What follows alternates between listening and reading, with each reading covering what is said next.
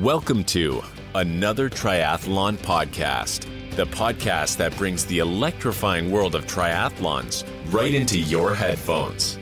Journey into captivating conversations, share the excitement of race recaps, enjoy the humor only a triathlete would understand, and join us as we debunk myths and bring you the bare, thrilling truths of the triathlon world. So feel your heart pound, breathe in anticipation, and get ready to dive into the world of triathlon. This is another Triathlon Podcast. Enjoy the ride. Welcome to another Triathlon Podcast brought to you by Mana Apparel. This week we're going to have some fun chatting everything going on in triathlon with a couple pro races coming up. We have the short course, we got the T111, and then we also have the start of the Ironman Pro Series at Ironman 70.3 Geelong.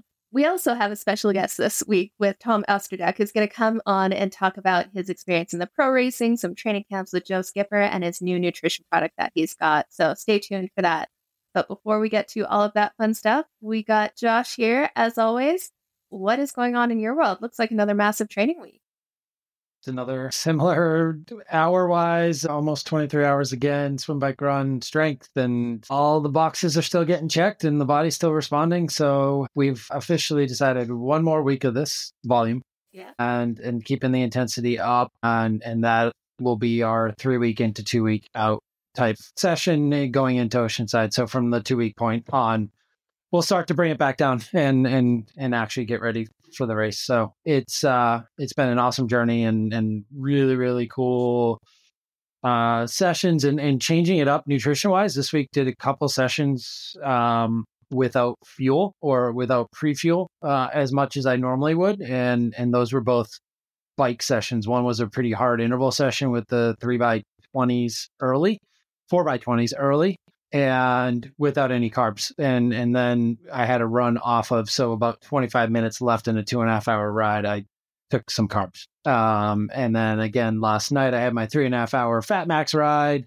low wattage, where I went the first 2.5 hours without anything, and then grabbed a couple of gels the last hour going into a 4-mile run to end my week and felt great. And the body's responding to burning the right fuel and the endurance long distance efforts are there. And now I'm going to be able to really fuel it on race day. Like we were just talking to Tom, as people will hear later. So if I could get one of those gunna shots, I'd be really good to go on race turbo button, as he calls it. But it's been really fun. And I'm just enjoying all of the training. And as much as we are not the greatest swimmers in the world, I'm actually doing well in the pool. So it makes a huge difference. And turning the car on, backing it out of the garage and actually going to the pool and showing up. I think I swam 4 times this past week and have it on the schedule. I haven't even looked at the schedule. At this point, it's just like, I'm pretty much doing a triathlon every day and showing up and doing that and enjoying it. And really at this point, the bubble wrap thoughts in my head start to show up, like, don't kick something, don't break a toe, don't do this. So yeah. Now it's your 3 weeks out now?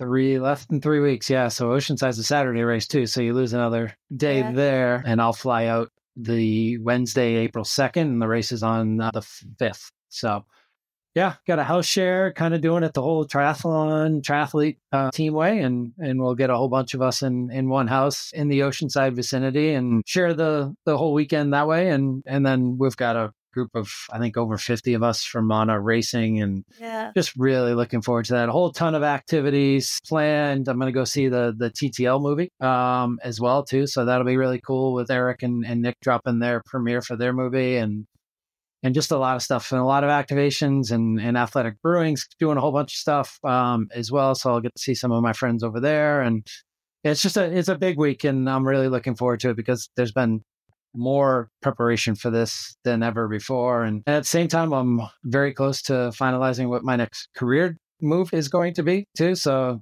kind of working on the final touches there, and hopefully that'll all come together like the same weekend. So we'll see. That's awesome. Yeah, there's nothing like those race weekends, especially a race like Oceanside. It really is the season opener in the triathlon world, at least in North America. And you cannot beat that energy, that excitement. You just, like, it feels different there. And it's such a massive race, something like 3,600 athletes. And then you have all the top pros coming out to race for the Pro Series. So it's going to be quite the spectacle and quite the event. And you're definitely trending towards crushing that sub 5 hours goal. I mean, that wasn't even part of the discussion when we started getting ready for Oceanside. And now it's like, man, if I don't go sub 5, I might be disappointed. But it comes down to the swim. I mean, my swim's been 46 minutes, 45 minutes. It's no matter what, transition T1 is long. No matter what, no matter who you are, it's a long transition. It's a huge transition area. It's like a world championships almost. So it's a long transition. That aside, I will have a better swim if I continue to do what I'm doing and mindset wise. And I just know it's going to be, even if it's 5 minutes faster, that's a huge difference getting on the bike energy wise. And I don't think there's much time I can take off the bike, but there's more time I can take off the run by coming off the bike. That bike course is just brutal, especially if we get a headwind coming in. But my aero position and being able to stay aero is way more locked in than it ever has been. I think my position on the bike, I changed a little bit more. I moved my arms out a little bit more this week, took the bike in, got it tuned up and ready for the race, and got my arm pads out a little bit further and rode that a few times this week and felt really good. So I'm happy with that new change. And the last thing I got to do is just get my bottle set up and we'll be ready to go. And yeah, I'm excited for it. And I think we got half the team doing that race and then a whole bunch of you going over to Taiwan. So the training right now is pretty intense and a lot of them will be in Oceanside. I'll get to give them a good luck. But how's your new training schedule going? Because it's a little different than what you've been doing in the past, like you said. Yeah, definitely. It's been kind of a different schedule of basically 2 days easy, 1 day hard, 2 days easy, 1 day hard, and had a couple big brick workouts this past week, 2 big brick workouts that were pretty massive. And how you were talking about the nutrition side and your body is more adapting to that fat adaptation work, spending some time without nutrition. I've been feeling the opposite for the first time because I've been doing these big brick workouts and each one I've been doing race nutrition for everyone just to really kind of get it dialed in, see what the body can do and see how the legs feel afterwards. So getting a lot more brick workouts, a lot more carbs on board, and definitely feel the difference in the actual training sessions and the recovery afterwards. But it does have that handoff. It means I'm a little less fat adapted. I can feel that a bit, but race day should be good. Have a good balance of all the fat adaptation, more work in the early season, I won't say off season, kind of early season. And then now I've got the nutrition dialed in. So I'll be sitting around that 90 to 100 grams of carbs an hour using Martin in there. And this is the first race I'll be doing on Martin. So we'll see how it goes. But it's been crazy how many carbs I can get in just in training with that. Are you taking in a ton of fluid too, just knowing that you're going to be in such a hard race?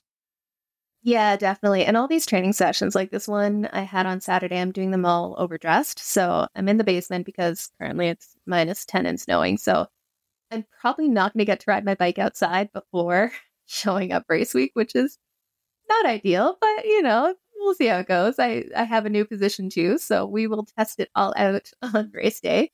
My favorite thing to do, go in and see what works during the race. But this weekend's training session, it was just over 4.5 hours with 4 by 1 hour at race pace, just seeing how many carbs I can get in, how it feels. No fan, wearing a tri-suit, long sleeve shirt, windbreaker. So really just getting that heat feeling going. And half of the heat training is 1, adapting your body to it, but 2, just mentally getting used to that discomfort because it is uncomfortable. And then off the bike, went into 12 miles of kind of in and out. So little faster than race pace, down to race pace, a little faster, and back and forth. I was definitely smashed and happy to have another full rest day on Sunday, which is not something I often see, but the last 2 weeks I have enjoyed it quite a bit. That's awesome. My wife has an off day today too, and she was like, "What's this?" I was like, "I don't know, but I might drag her to the pool with me. She can sit in the hot tub or the sauna." Oh, there you go. That's the way to do it. Yeah. Yeah, all things are firing 4 weeks out. So Ironman Taiwan is a week after Oceanside. So we are coming in this week. I don't often look ahead to training sessions, but it looks like I've got some more intensity going in, which is we'll see. Not always my favorite. Bring down the volume. I'm going to start to kind of bring down that volume, bump up that intensity so you still get that activation, all the muscles firing, and just cruising towards race day. I also have to get my wetsuit out of the box. I didn't swim at all last year, so I've got this fancy, awesome DeBauer wetsuit that I have not tried on yet. Oh, yeah. You need to swim in that like 10 times between now and Taiwan to get that nice and stretched out.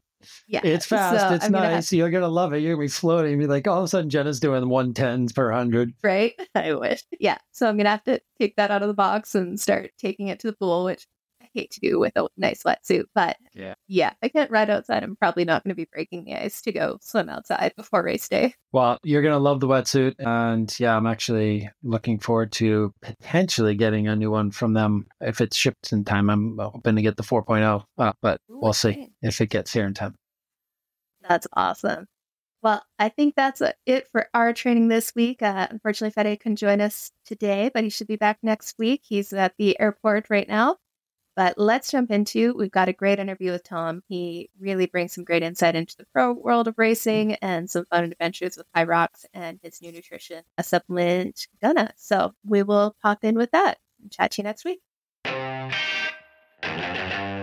a special guest who we're going to chat a bit about his pro career, what he's got going on right now with a couple forays into Hyrox and nutrition. So we're going to jump in and chat with Tom Oosterdijk. Great to have you on. How are you doing, Tom? I'm good. Yeah, it's Monday, start of the week. Always a great day cracking. It's early for you as it's like 8 a.m. So I'm always very rough 8 a.m. So I can imagine I'm a bit more awake if you're an early riser, maybe you too. But doing all good. Yeah. Excellent. And joined as always by Josh. How you going, Josh? It's not as early as Jenna's, but still waking up on a Monday morning after another big week of training. So looking forward to this one, as Tom said. Yeah. Well, it should be a fun day. Tom, you haven't gotten into some green beers for St. Patrick's Day or anything? We're recording on St. Paddy's Day. Yeah, in the Netherlands, we don't celebrate any of that. So I wasn't even sure of whether it was today or don't they celebrate that over the weekends in, what is it, Ireland? I think a lot of people had a lot of fun celebrating it this weekend to deal with the hangover on the weekend instead of a Tuesday morning. But is that a thing in the US, St. Patrick's Day? Yeah, in Boston, there's a parade every year. And it's never on the day unless the day is on a Saturday or Sunday. So yesterday was the day of the parade, so a day early. Yeah, up same here in Canada, Chicago too. Up here in Canada, we got a lot of Irish heritage, so we definitely have some fun with it too. And what would you do on St. Patrick's Day? Like, what is the fair comes along and then? A lot of pubs with a lot of beer. Yeah. Okay. That's just it. No. Well, let's dive into something that usually has a little less beer, although you and Joe Skipper have introduced a lot more beer to the triathlon world with some of these beer miles. But let's start off with you, Tom. You have been a professional triathlete racing around the world here. Why don't you tell us a little bit about how you got started in the sport? What started this crazy journey? Well, in a nutshell, really, I started off with triathlon in 2017 because I wanted to lose weight and really found a new passion. At some point, I also saw that I was getting pretty decent at it. And then I've raced as an age grouper for the first couple of years. So I did my first full distance in 2018. And I won my age group then and I came in, I think, 5th overall.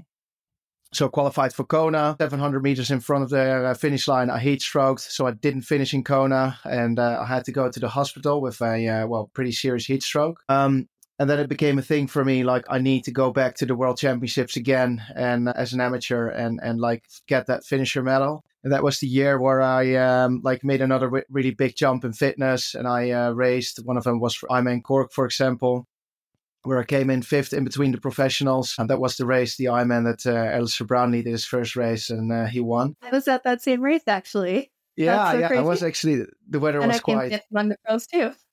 Yeah, bizarre. You did? Cool. Yeah, that's funny. What a history. Yeah, sorry to interrupt there. That was just, And from there, fast forward, raced another year as an amateur and had some other top 10 results within the professional field. So as of the year 2020, I could race as a professional. So I got a pro license through the Dutch Federation. Have always raced since, so 21 till like 25 now. I've been really fortunate enough to be able to race all around the world, even though that it's not for the win. it is for me, it was a real cool experience. And this year, I said earlier this year that this will be my last year racing as a professional, because I'm not really doing it for a living. I'm not making money with the sport, but I do have a big passion for the sport. And now I'm still young enough to pursue something else in life. And that has been a real fun journey, but that's also time for. Well, that's seriously impressive, going from joining the sport just for weight loss to really getting into high performance and competing amongst the pro athletes and really seeing what your body is capable of. That had to be a pretty cool experience. Yeah, and I think everyone who does triathlon will experience it in some way, because it's like an endurance sport and you put in a lot of effort and you can see your body changing and you can see you can push your personal limits. And that's been a quite a cool journey. And I think I've always been really fortunate to also be able to do it and had the opportunity to go everywhere and race a lot. That made it like extra fun, instead of like that you have certain limiters that you aren't able to do it. Was sharing your journey always a part of the plan along the way? Like, I mean, obviously with the weight loss, inspiring others is it just comes in with the territory, but was that something that was always part of your plan, to just let others know what you were doing to hopefully inspire somebody else? Yeah, I honestly think so, because when I started the triathlon really early on, I had honestly no clue where to start and where to begin with. And there were a lot of people locally that like helped me out, and I've always really appreciated that. And later on, I was on Instagram, and I think I was one of the really early ones to, along with Triathlon Terran and a couple of others that shared a little bit of the journey. And people knew me from, instead of like massive results. And of course, as an age grouper at the time, I had pretty decent results, but it was mainly that showing the highs, the lows, what I did for training and nutrition, that a real top professional, and still nowadays a real top professional, doesn't really give a lot of insights into, what they're doing. And I've always been sharing that, whether it's on YouTube, on my podcast with Triathlon Mockery or with... or on Instagram. Yeah, I do think so, because other people also, you can always be an inspiration to someone. You don't have to be the best in the world to inspire someone. And also other people inspire me in a certain way if they share what they're doing. Yeah, Very absolutely. Cool. And you mentioned Triathlon Mockery here. You've got a podcast going on. How did that all start up? It started a long time ago. In Joe and I, we met each other in 2018 in Kona on Hawaii. I thought he was another age grouper just like me, and we just had a little chat for a while, and we got to get along. After the race, we went out for dinner. And the year after, we met again on Kona. And we started chatting, and we said like, all right, let's go to New Zealand the year after together and go on a long training trip. And we did some more training camps, and then we said to each other, we should start a podcast and share all the fun stories, because we thought there's something like from friendships missing in the sports, that, funny stories or generally a sport where a lot of people take themselves very serious. And of course, in essence, you need to be taking yourself serious, because if you're training for triathlon, it takes a lot time-wise, effort-wise, and a lot of people have work, jobs, and families. So it does take a lot. But besides taking yourself or the sport serious, you shouldn't be taking yourself too serious along in the journey. So I think that's when Triathlon Mockery once started, and it started off as a fun joke. And I think along the way we've had quite a lot of listeners. Yeah, it's still fun to do. Just like you guys are, for example, content creators, and find your own passion in doing so, sharing knowledge, and that's how you add value. Now, I would imagine just because this is your last season in triathlon, it's not going to be the last season of Triathlon Mockery, though, is it? No, I think I will always continue to, or will always. In the coming times, I will continue to, if I get the chance, to record podcasts, even with other professionals, to have a little bit more of an insight. I did one, for example, with Sebastian Kienle in December about more of it, the psychological effects of retirement. And I think that's like certain aspects that not really a lot of podcasts talk about, saying the psychological stuff with pro triathletes. So not necessarily with retiring, but like in general, instead of like just talking training and nutrition. And also, I always think that it's like good to record a podcast with, for example, Joe or someone else that's a bit less serious. Like it's like chatting to a friend, and I just always enjoy doing it. And it's not really, I don't really see it as work. Like I've been doing it for 3.5 years and haven't earned a single euro with it, and nor has Joe. So it's pure passion, to be honest. Well, you guys definitely keep it interesting. It's, a lot of podcasts can be fairly technical, dialing in, talking about the nutrition, the training, and very specific on that. But you guys just seem to have some fun with it, which makes it interesting to listen to. But you guys are definitely a lot more unfiltered than most podcasts out there. So how many times have you guys kind of been canceled and come back in that 3-year period? I only think actually twice, which was one of the the start. And I would say that was because some certain things got a bit taken out of context, and yeah, I still, whenever, I mean, the episodes are still online, I still don't reflect on it as saying something really bad, And one time was when we had a discussion about men and women and prize money, where, in my opinion, we showed both sides of the story, the pros, the cons, and of course, those are always dodgy subjects. But I think when you have a platform, a podcast, that you should also, in the form of journalism, sometimes ask certain questions. And of course, it doesn't mean that you need to have a strong opinion about something. You should always think about the consequences and think about stuff, what you're saying. But that doesn't mean that you can't have an unpopular opinion. So, for example, with that prize money subject, yes, of course, it's unpopular, but we also set both sides of the story. So, yeah, you will always have that. We've had it twice, but I also think that's why a lot of people listen to us, because you feel an honest side on like stories. And I would say the line is there where you would talk about either racism, sexism, and bullying. That's like a very line that you do not want to cross as a platform. So and I want to go back to, because we normally discuss like a triathlete, pro triathlete's trajectory and into it, and yours was a little different.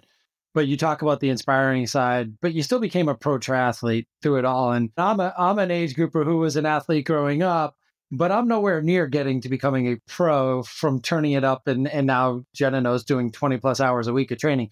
I'm just getting better myself. I'm not going to become a pro.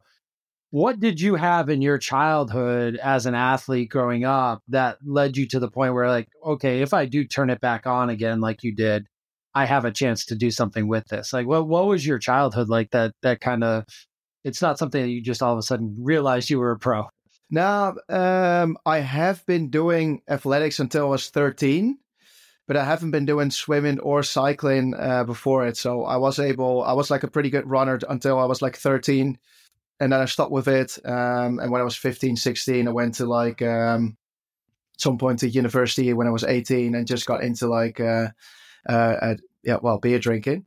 So I would say I've had a proper athletic kind of background, or like a sports background during my youth. But I would also say that when I got into triathlon, so in 2017, and when I was racing as an amateur in 2020, that maybe the level was a bit lower. I don't know, but it was maybe easier to qualify as a pro, because I wouldn't say that my results weren't that great. They were pretty good. But if I look at myself as a pro right now, and the results that I'm getting, and what the real top athletes are doing, that it's miles apart. And that's also why I wouldn't necessarily say that it's super fun to race as a professional. And maybe that some of the time that I was racing as an amateur was like, I would enjoy the sport a bit more, because there was less pressure, and you were fighting for the win instead of that you're fighting for a top 10, top 15. It's like a completely different ball game.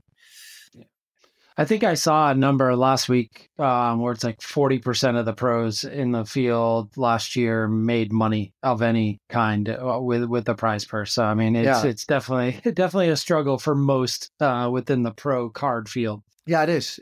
And even I remember when I did Ironman New Zealand in 2020, I think I've had the second fastest Ironman time ever as an amateur, if I'm not mistaken. It was something like 8 hours and 30 something. But nowadays, there are amateurs going under 8. And even as a professional, I've never been under 8 hours. I've also never done a really fast course, but still, even if I would do a fast course, so this summer I am going to target that sub 8, and then I hope it's going to work out. But I'm not even sure if I can do it. So it shows you that the level, even in amateur racing, is like super serious, and the level in the sport has just gone up so much, and also in the elite field. So It was maybe a bit different when I got into it in 2017, 18. And where are you going to be targeting that sub 8-hour Ironman? Copenhagen. That should be a good one. Yeah, because that's a super fast course, and I just need all the luck on my side. There we go. Have it all come together there.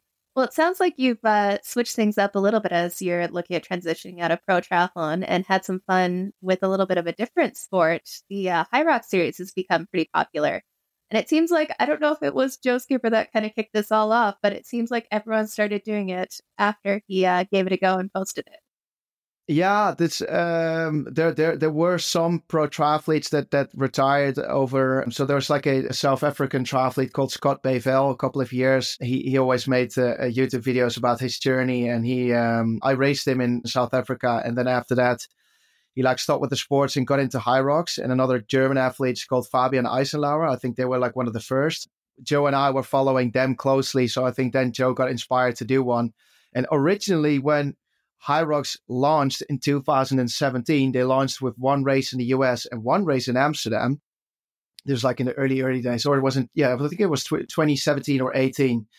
And in 2018, 19, I was already doing quite something with social media. So they approached me in 2018, 19 to do an Hyrox in the elite field in the Netherlands as one of the elite athletes. And I remember back then, I was like, all right, I would do one. I don't even think if I would have said, in the end, I couldn't because I had an Ironman, but I was actually supposed to do one in 2019 when hardly anyone was doing it. And I do think that if I would have done it back in the days, that it would have been an absolute joke because it is incredibly tough if you do one. Have you already done one, Hyrox? No, one of you? No? Haven't. Definitely seen a lot of your videos and a lot of the videos out there, and a lot of friends have done it. That's for sure.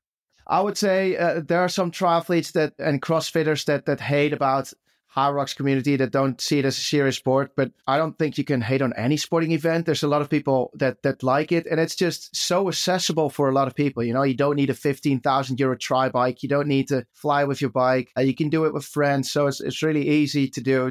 I do think it's a great workout to mix it into your winter routine, for example, as a triathlete, because you're not necessarily doing very strength-based workouts, but it's all still high intensity. It's not too technical, so you're not too injury prone for it, and it's very good for your core, your smaller muscles. So I just think it's quite awesome to do, really, and I do think that I'm going to keep it in there for the future. That's awesome. Now, how was it doing that first event? Bit of a shock to the system, or was it what you were expecting? It is a shock to the system because you're thinking, all right, eight times. So for everyone that doesn't know, it's like 8 times 1 kilometer run, and then in between the runs, you're doing certain workout stations, whether it's a 1 kilometer row or like wall balls where you throw up a wall that's like 6 kilos, or you need to carry very heavy dumbbells, pharma carriers.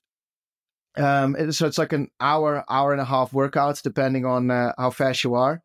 And I thought, how heavy can this be? But it's just so different from endurance racing, because if you're training for an Ironman or 70.3 or triathlon, it's all very, of course, interval sessions are intense. A triathlon in itself it's intense in a different way. It's like muscle fatigue, what you're fighting, and mental fatigue, rather than in a Hyrox, it's like an hour at like your heart rate at threshold, and you just want to give up within the race multiple times. It's like doing an FTP test, but then an hour. And certain exercises, because I had no experience, I wasn't really sure which muscle group it was going to target and how good I would be at it. So yeah, it's just really tough. It's just really tough, but it is really good fun. What do you think is the hardest of the 8 events for a triathlete specifically, or for you in general? For triathletes specifically, / me, so you're starting off, the running is never a limiting factor in our case. And then you're starting off, the first exercise is a ski erg. A kilometer ski is still an aerobic workout, so we can do that. We've got the endurance and the strength for that. And then the second exercise is like the sled push and then the sled pull.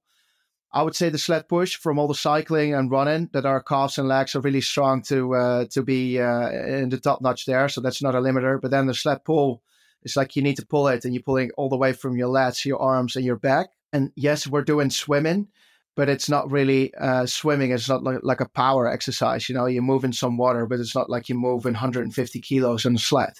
So that is a pretty grim one. And then after that one comes the burpees.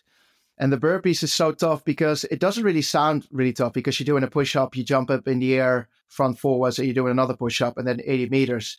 Doesn't sound a lot, but it's just such a high intense workout that you're coming in from the 1 kilometer run, your heart rate is already at max. And you need to perform like 80 meter burpee broad jumps. It's just super tough.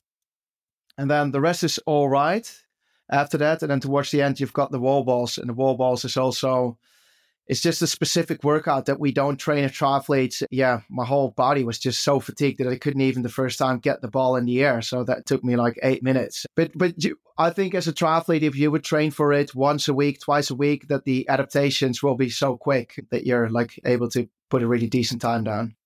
Especially if you did it with a teammate, with like a teammate too, right? You can share the time. Yeah.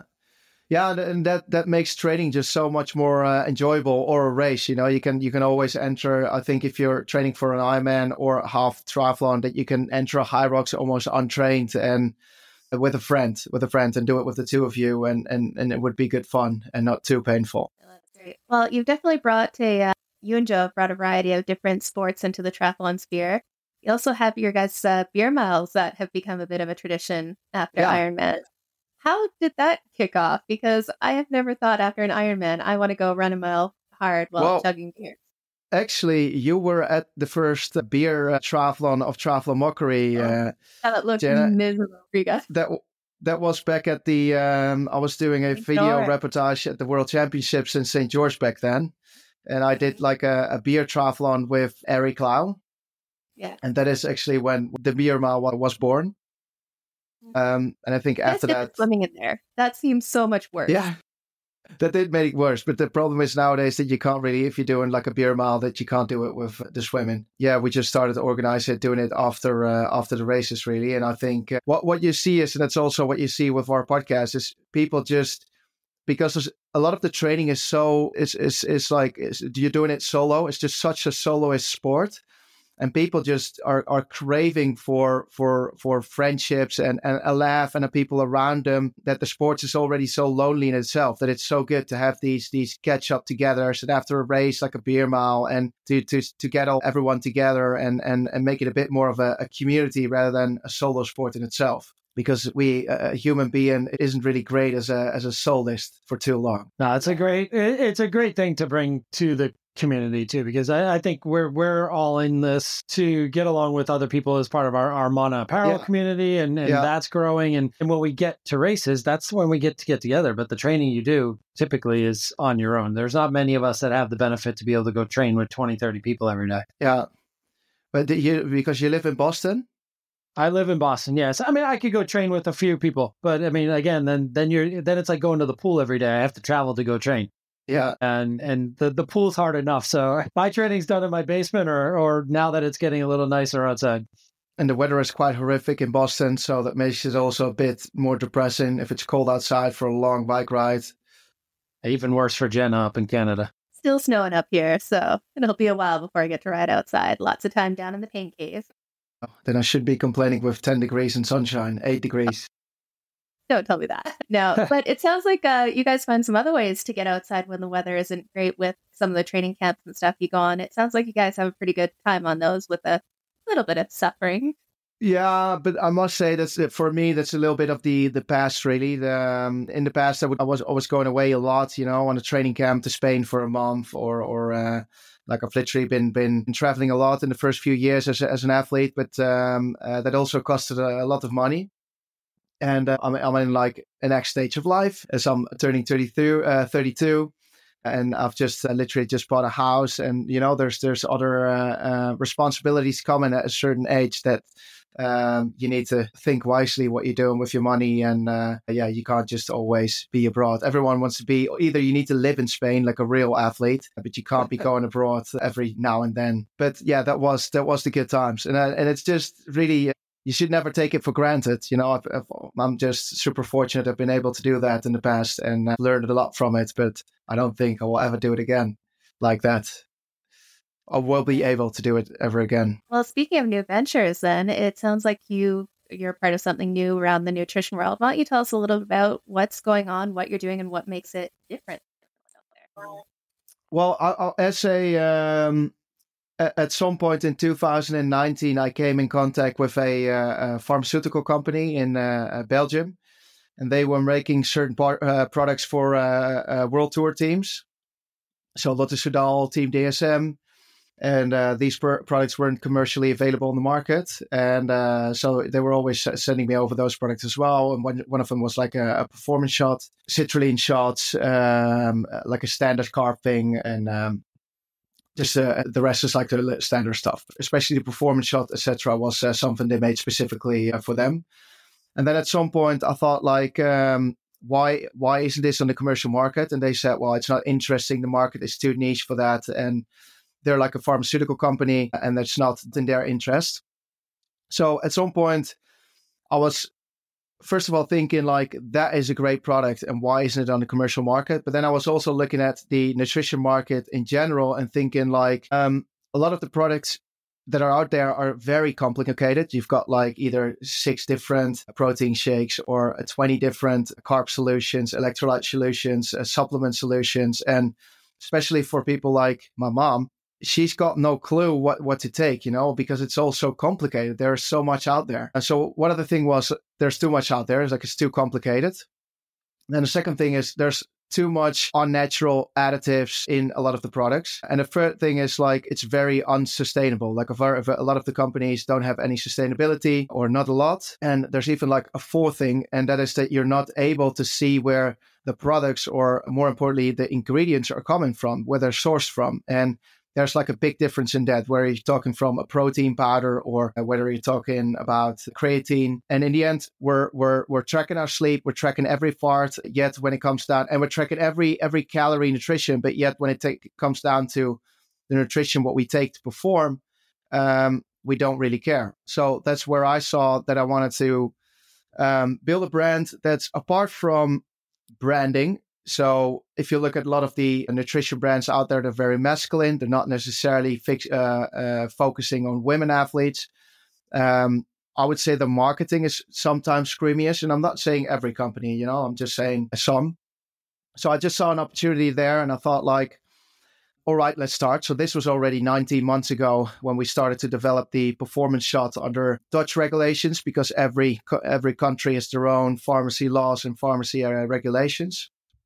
So we've been busy with that. And then you've got the whole trial of the branding, the website, the second, the third product development. But it just takes really long, also because we're busy working on different sustainable solutions, because that's in the end also what you want to offer, or what we want to offer. So yeah, that's something I've been busy with. And then literally 2 weeks ago, that we had the launch of the company with our first product, and that's the performance shot. That is the shot what I've been using over the last couple of years. But then we were using 3 different kinds of shots. So one was like a citrulline shot. One was the caffeine shot. And it's not caffeine, what you see from a synthetical source or from a coffee extract source. Because what happens if it extracts in your body really quick, that means if you take, for example, a lot of coffee, that you feel anxious and you get jitters. That's the same with a pre-workout powder. And you've got a Brazilian plant, guarana, which is like far more concentrated in caffeine, but it doesn't give you the jitters and the anxious feeling. And that's why they made these shots for the Propelathon. Because in the end, caffeine is the most proven supplement for performance gain, up until 4%. I would say almost everyone takes caffeine. In the amateur field, I don't think there's a lot of knowledge about taking caffeine for performance enhancement. But in the professional field, everyone uses it. And the problem with a lot of the solutions out there are they're either like very artificial, filled with a lot of artificial sugars, other additives, and very low in actual amount of caffeine, which you need in order to get the performance bonuses. And that is, you need around 4 milligrams of caffeine per kilogram body weight. And a lot of the solutions have around 100 grams. So if you're, I would say, Josh, you're like, what are you, 84 kilos? Yeah, right around there. Or 80, 76? Yeah. That's the goal. You would need a real strong amount. You need to take sometimes 6 supplements. Yeah, that's a solution that we want to offer. And that's how it all started. So yeah, that's something that I'm working on daily now. And apparently I have to look for a house in Europe to come get on that program too. So I'll be pulling up the real estate in Europe soon. What do you mean? To pull up the program? To come use the products. Oh, yeah. You do. Yeah, you do. Yeah, we can't really ship to the US. So when we launched a week ago, originally I had it open for shipment in the US. And that's why upfront people always say, you got to get started with a business because you'll learn by doing. You know, sometimes you're facing problems that you never saw beforehand when you figured it all out. So beforehand, we checked everything for shipment to the US and it was all good. We had the right tax numbers, etc. But what happened is, so on our website, we had the product. It's around 44 US dollars for one product. But then if you order 3, you get free shipping because shipping for us is 25 euros to the US, which is quite a lot. So if you buy 3 products, then we'll take the shipment. But what happened was, because you take 3 products as 2.1 kilos, they changed the shipment from 22 euros or something to 50 euros. And we already had something like 24 orders or 25 orders from the US. So we did file all those orders, but it literally didn't make any sense to ship to the US because it's literally costing us money to send the products to the US. And that's also why a lot of the European sports nutrition companies work through a distributor in the US, because otherwise it's just, unaffordable. Yeah. Not sustainable.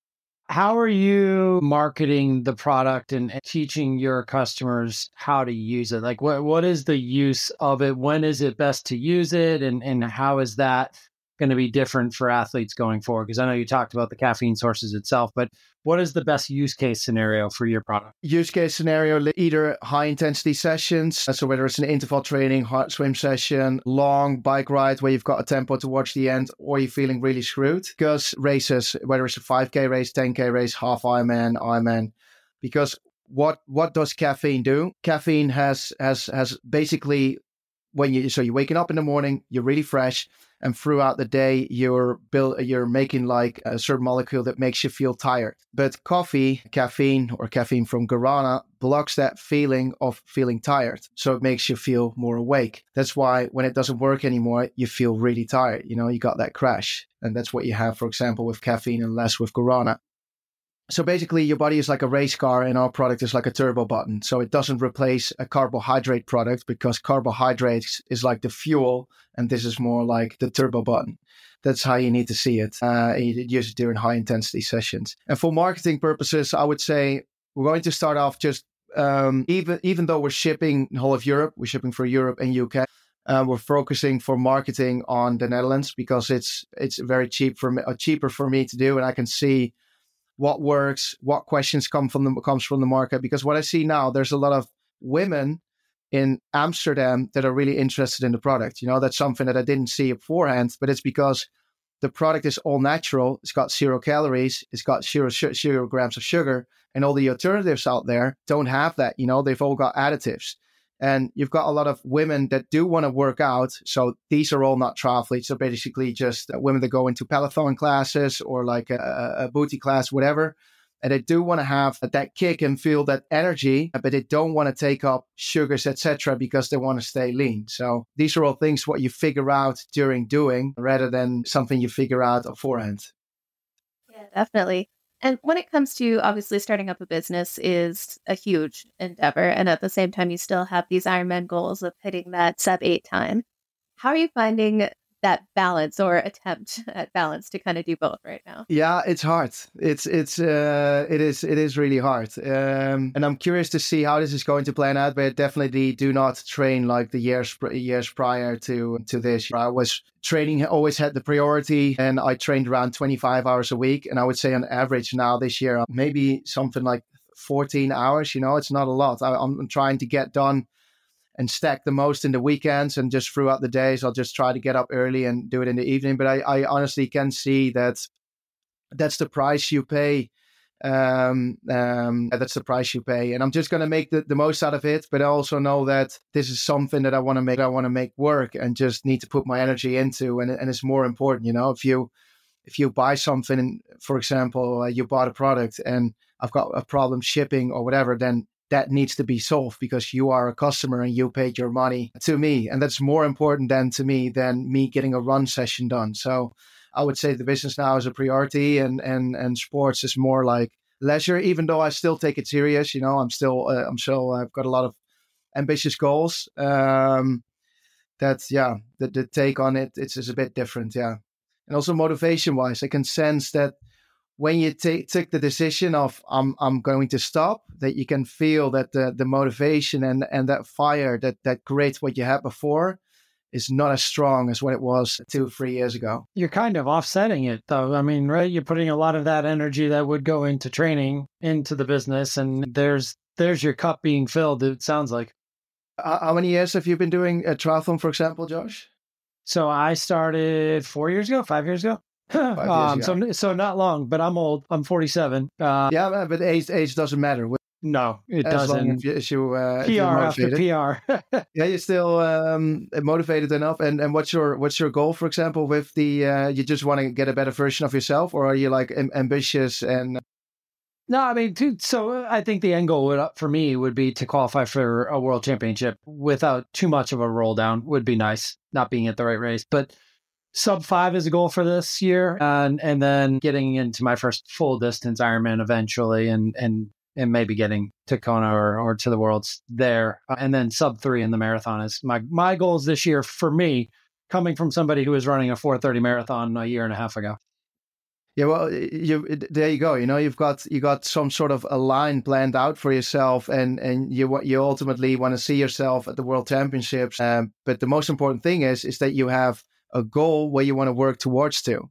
And I think for me, the goals that I have in sports are already something apart from a time I've achieved, and I can just sense that then is a fire that is not as strong as when you have a goal like what you have right now. Yeah, and I see some similarities too, because what I'm doing right now with my career full time is kind of coupling it with the athletic passions as well, and moving more into a full-time career in the sport or around the sport. So you're staying in the sport by providing a product, and that's really cool. And I think more and more people these days are starting to follow their passions and make it a career as well.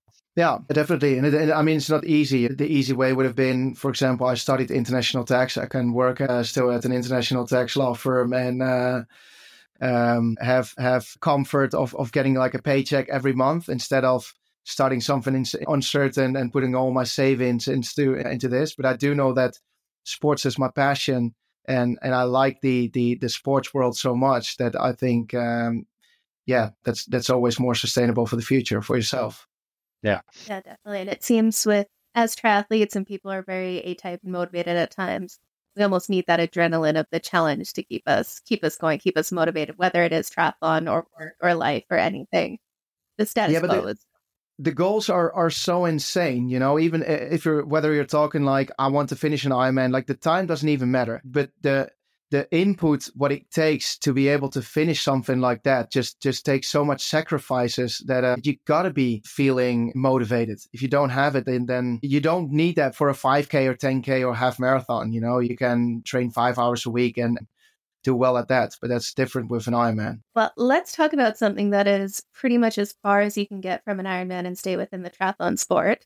We've got some pro racing coming up this weekend with not quite a new event, but the T100 has taken over a race that is a lot shorter than their usual distance with the T1. So this is an indoor triathlon, and it's actually counting as a World Cup for points for the WTCS series. And this race is going to be a 200-meter swim, 2.8 kilometer bike, and a 1 kilometer run. Now, what makes this really exciting to watch is it's all done inside on a track where they've got a pool in the middle of the track area. They've got almost like a velodrome set up where they can ride their bikes around, and then they run around too. So this was such a cool event to see last year on its own. They had music pumping, light shows, sparklers. Like, they really made this thing a whole festival and event, but now they've partnered with T100. So it sounds like it's going to be even bigger this year. It's T1 in Levin. Did you guys watch it last year? I remember last year's where it was like that sprint finish with a lot of them, and then Gwen trying to come from back, and Vincent Louis. Yeah, it was pretty spectacular with all the fireworks and displays that they had going on. I've not. But I was thinking about going there this weekend because I'm actually really, really close, or next weekend. Oh, yeah. You know, it came across like this is something that I think triathlon needs. We've seen Super Tri do their indoor triathlons on the treadmills and the trainers. which is very cool to watch. But this actually seeing people like do it in person, riding around the track, they played it up so well with, I think, just the entertainment factor, having the bands playing, having the music going, having the announcers out there and the crowd just going crazy with all of it. It was very watchable, which I think is what triathlon needs more than anything these days. But this year, we've got some decent names coming out and racing it. We'll take a look at the elite men first. We've got Hayden Wilde is out there, Vettel Thorne, Yana Seguin, McGrath, Nicola Azzano, Adrian Brifford, Doc Willis, Chase McQueen, and a number of other names along the line. So we're actually going to see everyone competing for those WTCS points, and it'll be one of the few races we see, I think, Hayden Wilde doing on the WTCS series. Does Vettel Thorne have a chance of going against Hayden Wilde, or is Hayden going to run away with it? Or are we going to see Chase McQueen just swim away and crush everyone from there? What do you guys think? What's the total? I mean, the total time of the race is what, like 10 minutes? It's crazy short. Yeah, something like that. I think it's like a minute and a half-ish or plus for the swim. 3, I mean, what's a 1 kilometer pace? 2.5 minutes? Yeah, I would say Like 2 minutes 50 to 40. Yeah, when you run in 1. And then the bike is by around 4.5 minutes. So yeah, it's about 10 minutes of all-out red line. So is that what Hayden wants to be doing these days? I can see Chase just showing up and doing something like that. But again, these guys are all training for longer distances, so it makes it interesting. Yeah, it should be good to see. We've definitely seen Hayden Wilde crush it out the Super Tri series, but now he's transitioning to more of that T100 training. Wonder if that'll kind of affect that kick and that high-end speed. What do you think, Tom? I honestly don't know how much time you can gain. You know, I mean, in the swim, what can you gain? What is it? 200-meter swim? Yeah, 200 meters. Like I honestly I don't know a lot, like a massive crazy lot about short course, but this is like mini short course. So what are the difference? How close was it last year? Like by what margin did someone win? These are like practically photo finishes. Yeah. Yeah. Right. Yeah. Centimeters. Yeah. I would say Hayden Wilde. Transitions will definitely count on this one. I would say, yeah. No, it'll be good to watch it go down there, and definitely.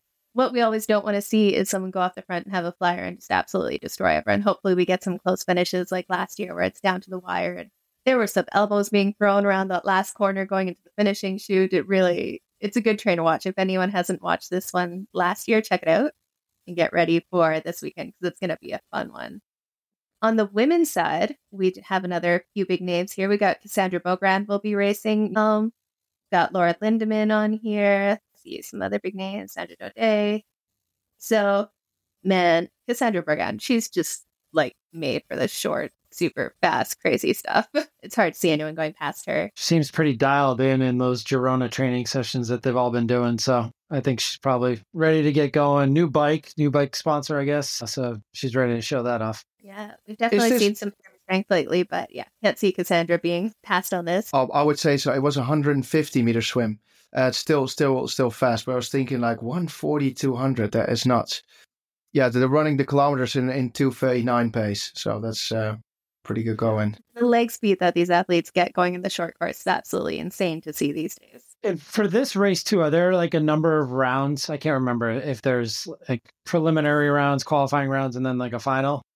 Last year there was, yeah. So there were heats going on because obviously when you have something so super short and they're actually riding around the track and running around it, I think they had something like 8 athletes at a time, somewhere around there. I can't remember exactly, but they'll have a few heats and then recharge to come out to the final. So some people go in a little fresher than others, but yeah, I think we have a good idea of who the top names will be out there, but it's just going to be fun to watch the whole time. Well, we'll definitely see what theatrics they have, and if T100 brings a lot more production value to it, but it's hard to imagine they can because they did it well. Like that was very, very watchable triathlon, even for the layperson who's just not into it. You're not just seeing people go off riding along the road and have a camera view of their side view of their bike, which the triathlon geeks love.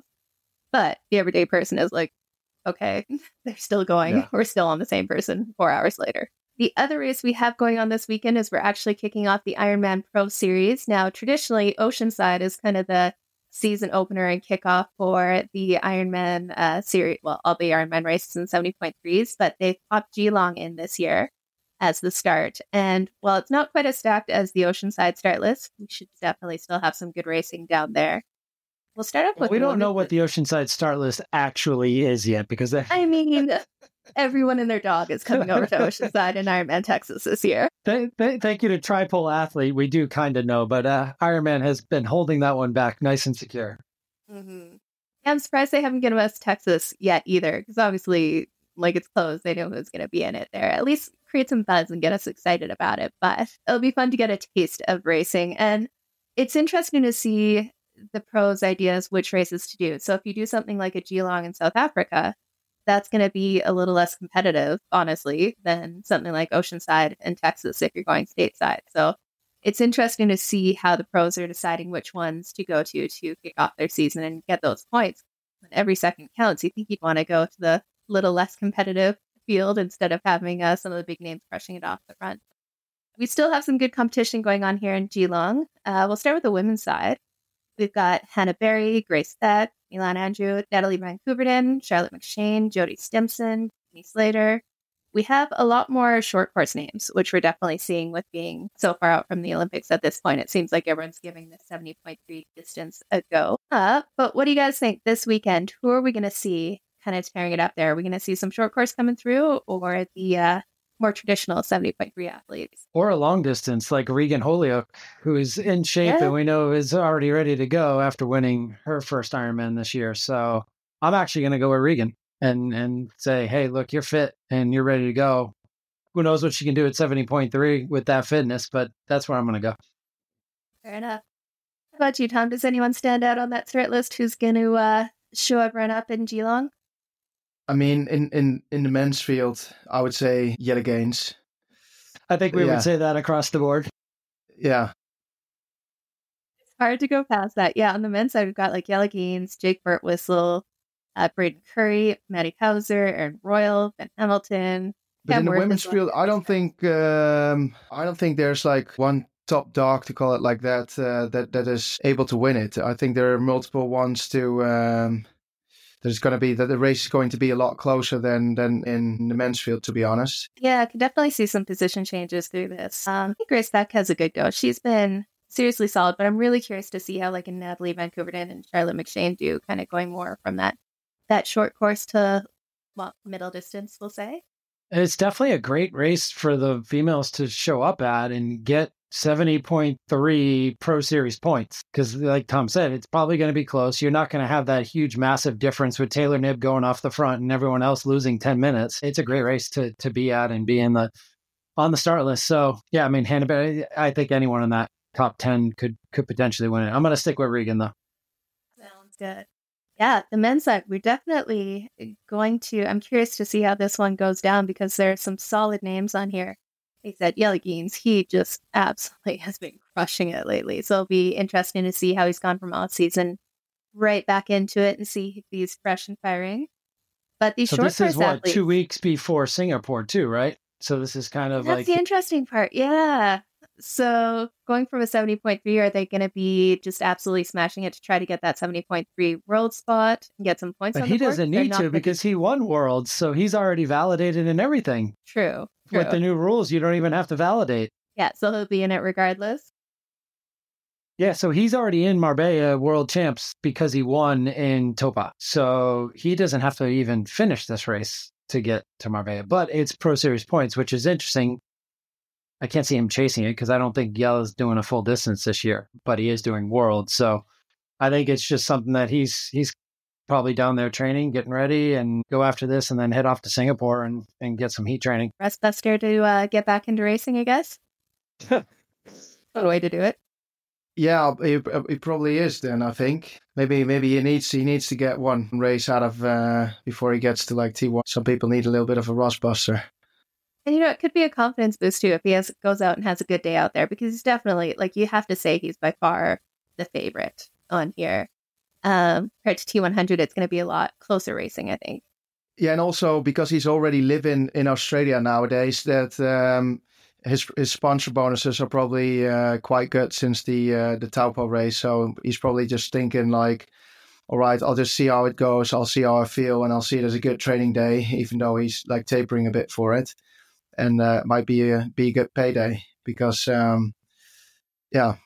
like you said. That's true. A lot of the Pro Series bonuses in contracts are better than just showing up to any other 70.3 that's not in the Pro Series. So there's a couple grand extra kicker with some of the Pro Deal bonuses. Now we've got some of these short course guys like the Jake Birtwhistles, the Matthew Hauser, we got Kenji Neener.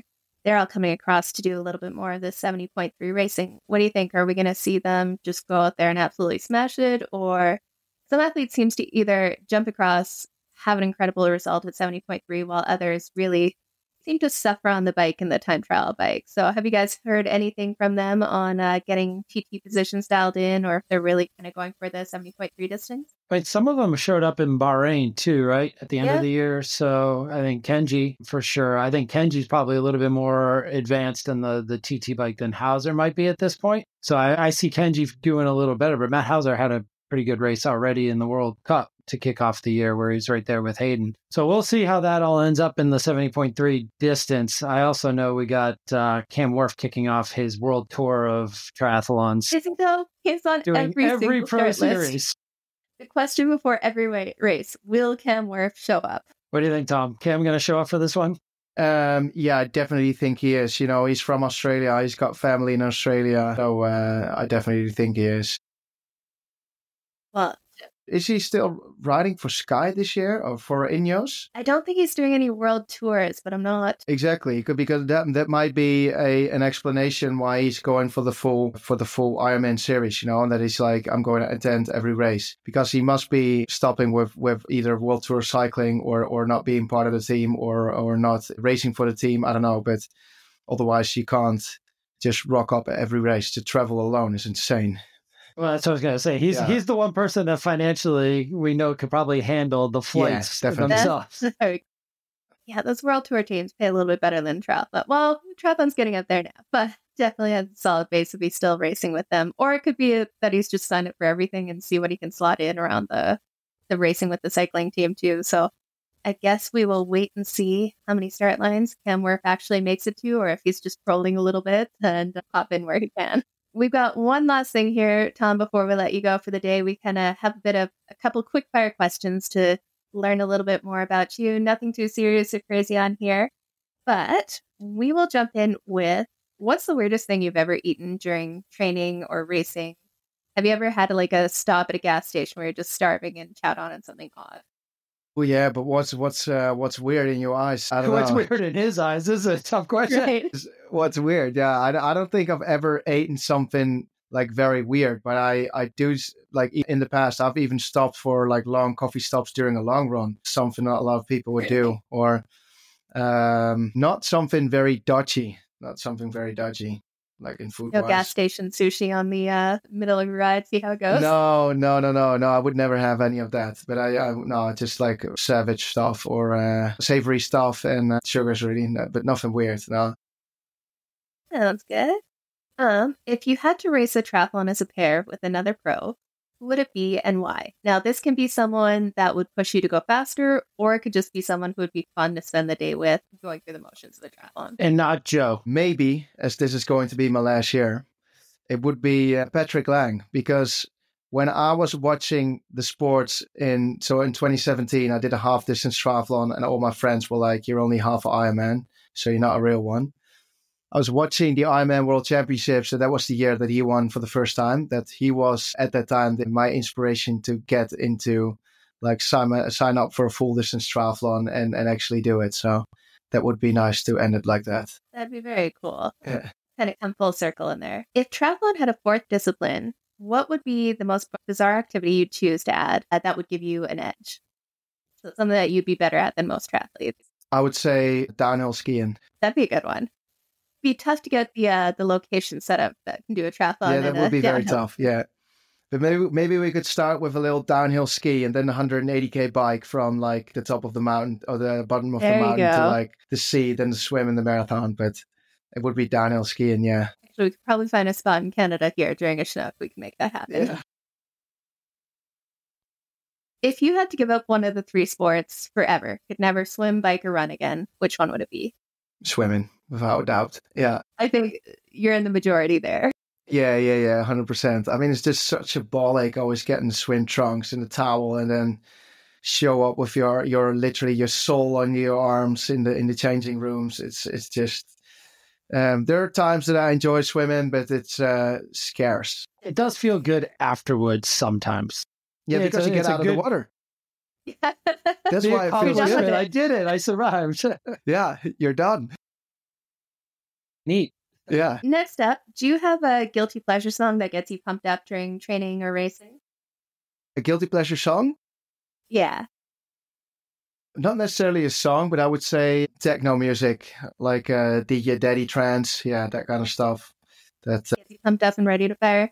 Yeah, definitely. Yeah. That gets me more than. I mean, I also like to listen to Beethoven when I'm studying or something, but that wouldn't get me hyped for a race. No, definitely not. I'm sure there's somebody out there listening to Beethoven before a race. Yeah, everyone's got their own rituals, you know. And then last one, is there a piece of advice you've gotten over the years that really kind of resonated with you, that stuck with you? Yeah, I think it's not really a piece of advice that I've been given, but I think sometimes everyone is very ambitious in their goals, and sometimes you get caught up so much in your own disappointment because you've got such high goals that afterwards you end up looking back at a time that you never appreciate what you were doing. And I see this with a lot of people that whether it's professionals or amateurs racing, the amount of time that people are like very disappointed, where I'm thinking like, wow, you know, what you've achieved today is actually something you can be really proud of. And you just don't want to be looking back at a time where you always said to yourself, I was disappointed. And it's a privilege to be fit. So I think you always got to stay positive, and out of every situation need to look at it and try and see the positive from it. And there are people out there who would literally want to trade what you have or what you're doing. So yeah, I definitely think that is the thing I've learned most over the years in triathlon. I can appreciate that. Yeah, definitely something I've been guilty of too. That is an excellent piece of advice in there. Well, I think we'll close out with that. Thank you so much for joining us, Tom. This is really great to get a little bit more insight into you and what you've got going on these days. And we appreciate you joining. Thanks for coming on. Yeah, thanks for the chat, and appreciating you for the invitation. And hopefully I'll see you somewhere this year in Europe, like maybe Challenge Road or something. And then I'll make sure to bring something on the bucket list. We'll work our way over to Europe somehow. What actually, speaking of, what is the name of the product, and where can people find it if they're in Europe? It's called Kona, from going to, and it's called Kona Fuel. So, but the brand's called Kona. They can find it at konafuel.com or on Instagram. And yeah, they'll probably see me sharing it. I will put those links in there so people can check it out in the show notes too. But until then, have a great evening here. Super sweet. And until next time.